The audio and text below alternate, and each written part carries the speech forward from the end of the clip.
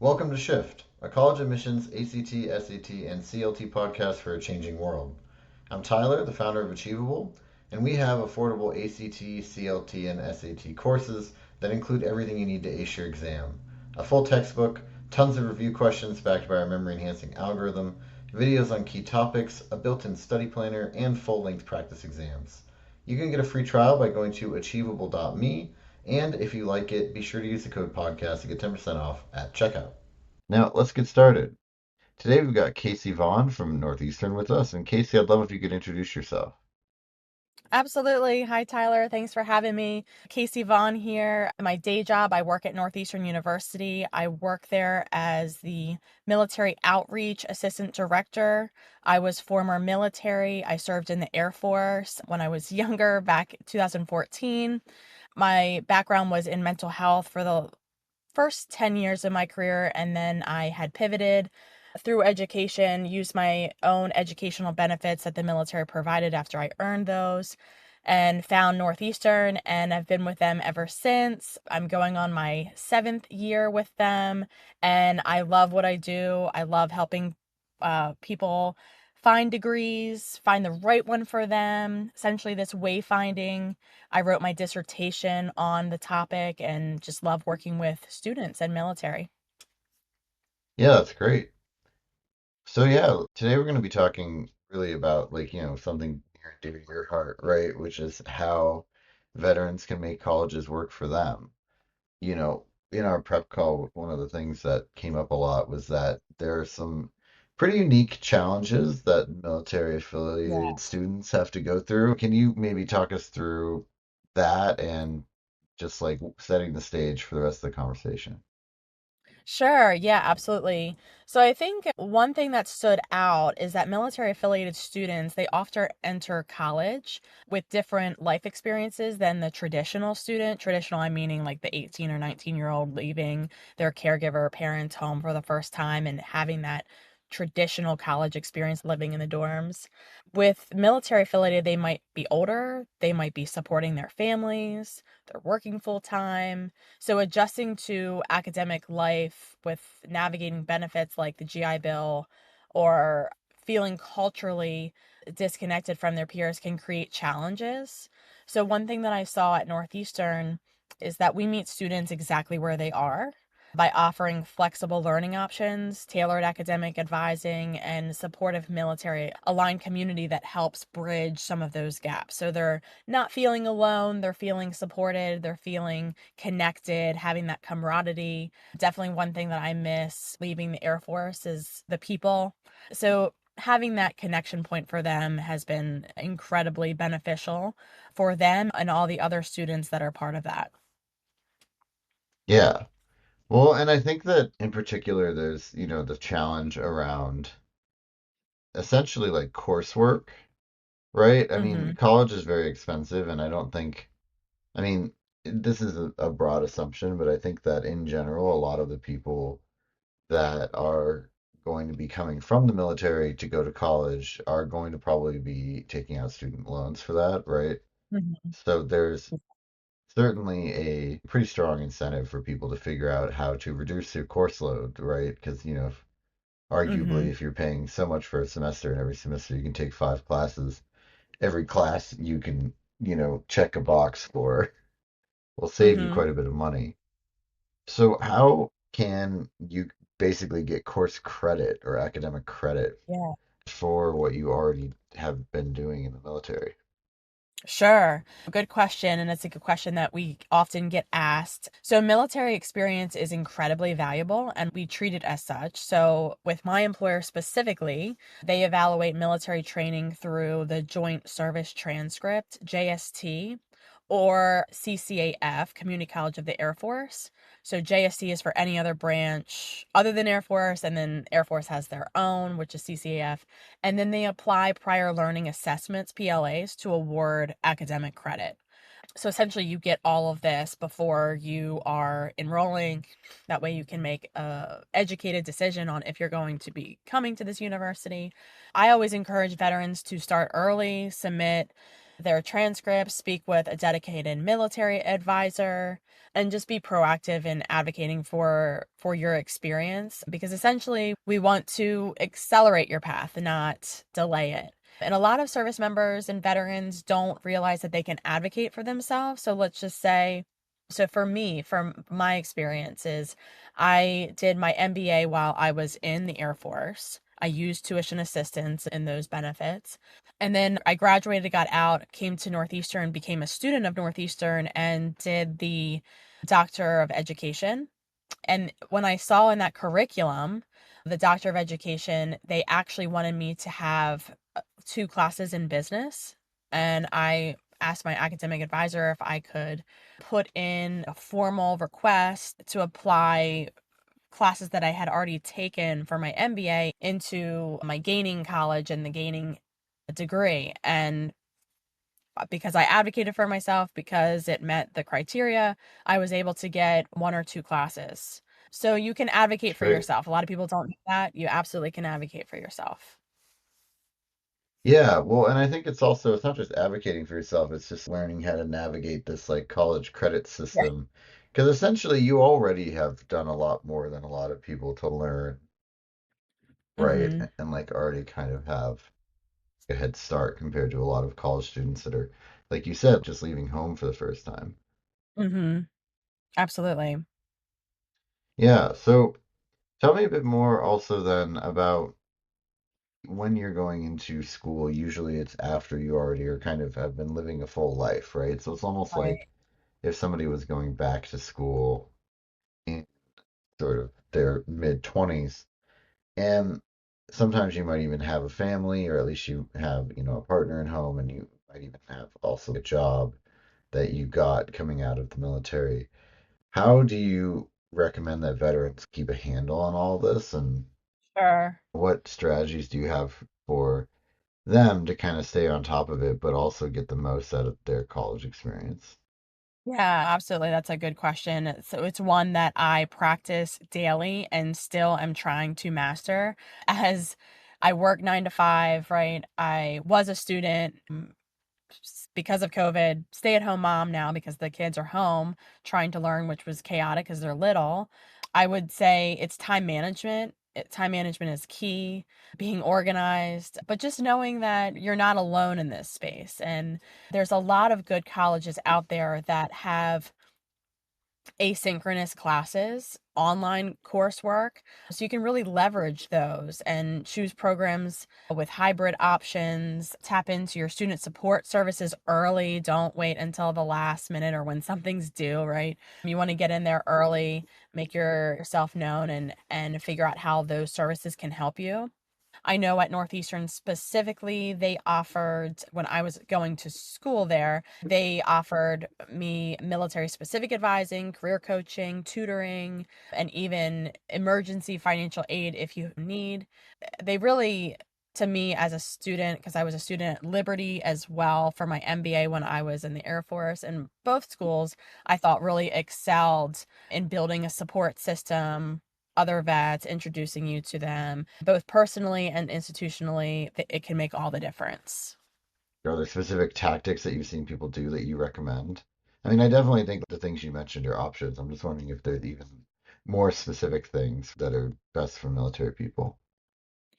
Yeah. So one thing that a lot of colleges have is the Student Veterans Organization.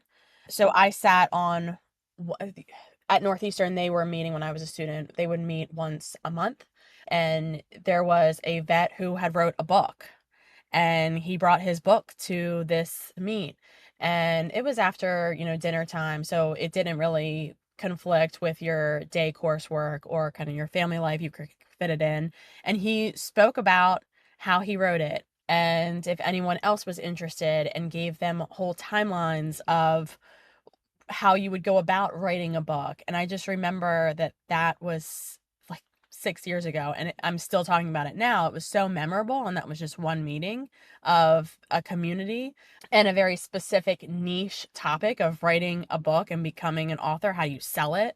Like once you do write it, how do you make profit off of it? So he had all of this just knowledge that was gold, and he's willing to share it for free, no gatekeeping. And that was such a really cool experience.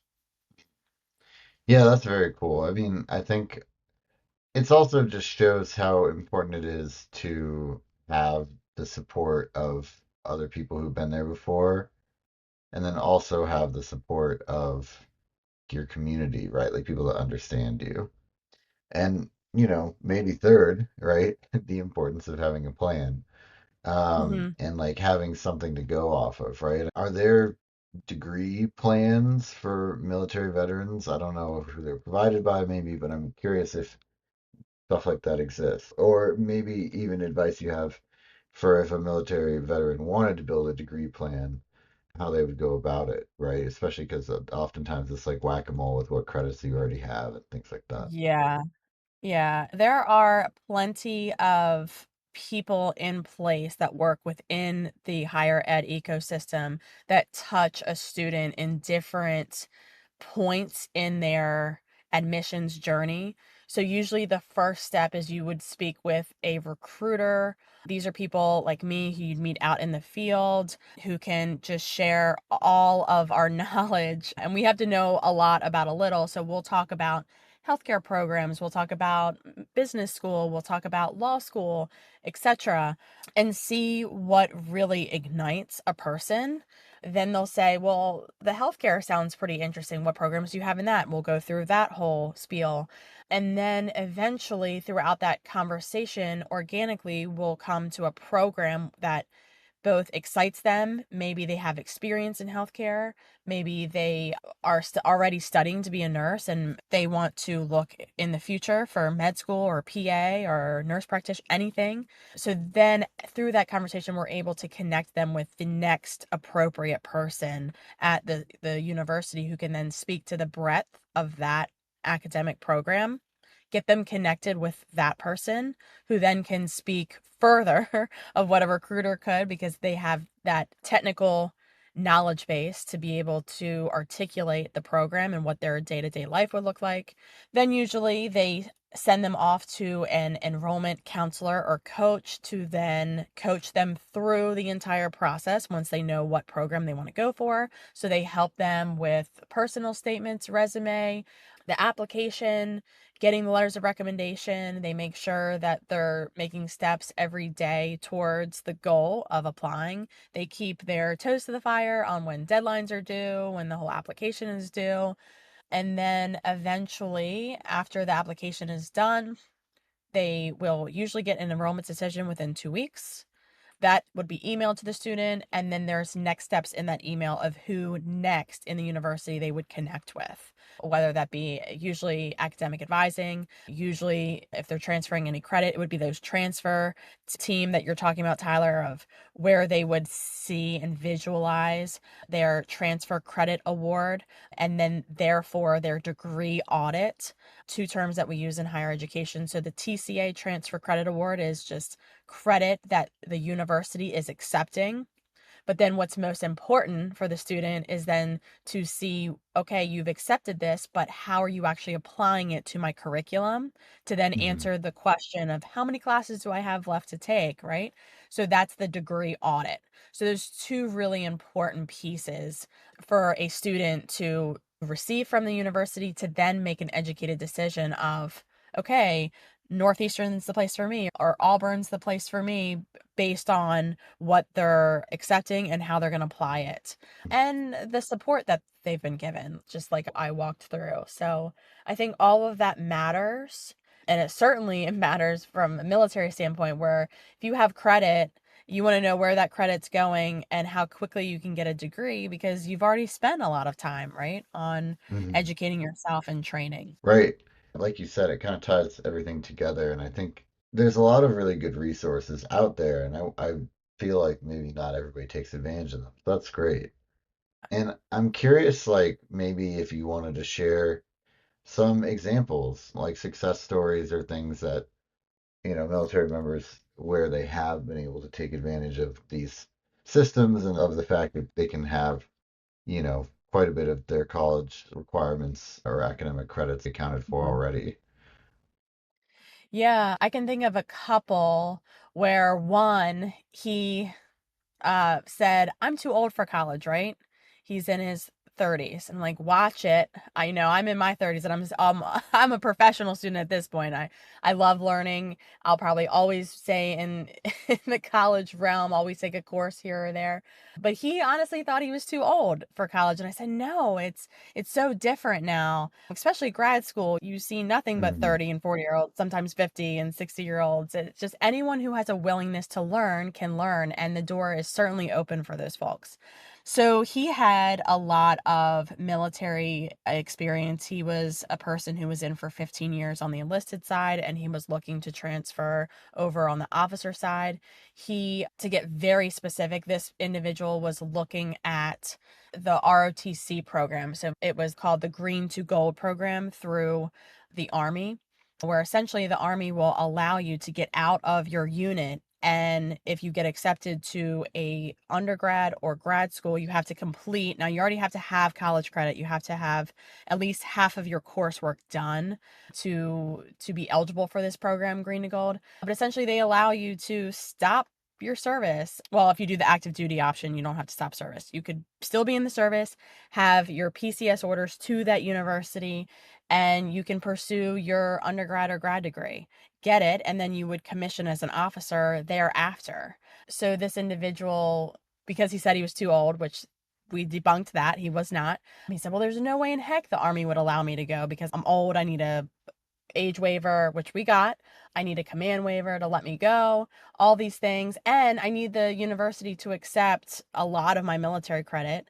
That way I'm even eligible. All good. It all happened, yeah. We got through all of those kind of walls that he had put up in his head that he thought, no way in heck. So he got it. And I remember on graduation day, he shook my hand and it almost made me tear up. So that was one of, I guess, the most memorable experiences I had, and just something that really stood out, that you're just actually making a difference and helping people is so rewarding. Yeah. Well, and it's like you said, I think that it's really easy to look at these kind of blockers like in your college path and saying, yeah, this is impossible, right? Or, oh, like, I would be too old for this or whatever it is. Like, there's a lot of reasons why it's easy to think it won't work, but it can work and it just requires like a little bit of elbow grease, right? Yes. Yeah.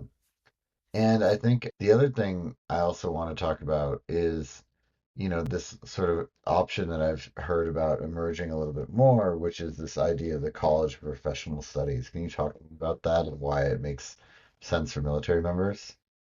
Yeah, sure. So I think any university now will have a global online learning component.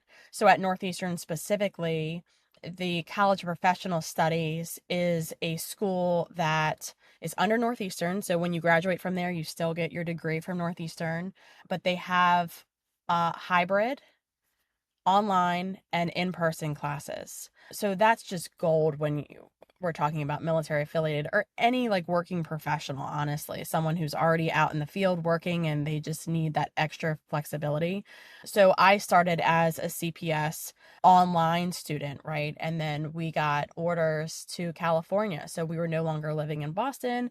The school allowed me that next semester to apply for, or not apply, register rather, for online classes, and it was a seamless, not even transition. It was just very seamless, no break in my academic journey. So the College of Professional Studies really works great for the working professional, the spouse, the service member, the vet. If you decide that you're gonna, I don't know, maybe live in the Boston area or one of our global campuses, Miami, DC, Seattle, California, they can study anywhere as long as their program is offered there. But yeah, it's all about convenience. And that's all that school Right. is. Yeah, but it makes sense. I mean, at the end of the day, thinking about like commutes, right? Something we were talking about before this call started. They're just a lot of sunk time that you don't really get back and you don't really get a lot out of. So it's a nice option to be able to avoid that. Mhm. And it Yeah, gives you some totally. flexibility also about like you don't have to go to a school within, call it 50 miles of your job. You can do hmm something else. Yeah, I wouldn't have dreamed of doing it like as a military spouse when I got out of the Air Force and it was my husband then sending us all over. I mean, we were moving every 2 years. So Right. life was hectic already. And just having to travel to a university would have honestly just been a thorn in my side on top of the already academic, rigorous material that you have to go through. And kids, right? On top of all of that. So I love my kids, Mhm. but they are exhausting in a good way. They're very energetic. So, yes, there are definitely great schools out there that offer this flexibility. Yeah. Great. Do you have any other comments or things that I haven't mentioned yet that you wanted to make sure we discussed about how veterans can make college work for them? Yeah, I think we hit all of the highlights here. A really good talk, Tyler, and thank you for having me on and really appreciate it and love talking about this topic. It's one of my favorite topics. So happy to do it anytime. Great. Yeah, thank you so much. This has been Shift, a college admissions podcast for a changing world, hosted by Tyler from Achievable with Casey Vaughan from Northeastern. And you can get a free trial of Achievable's ACT and CLT courses by going to achievable.me and use the code podcast to get 10% off at checkout.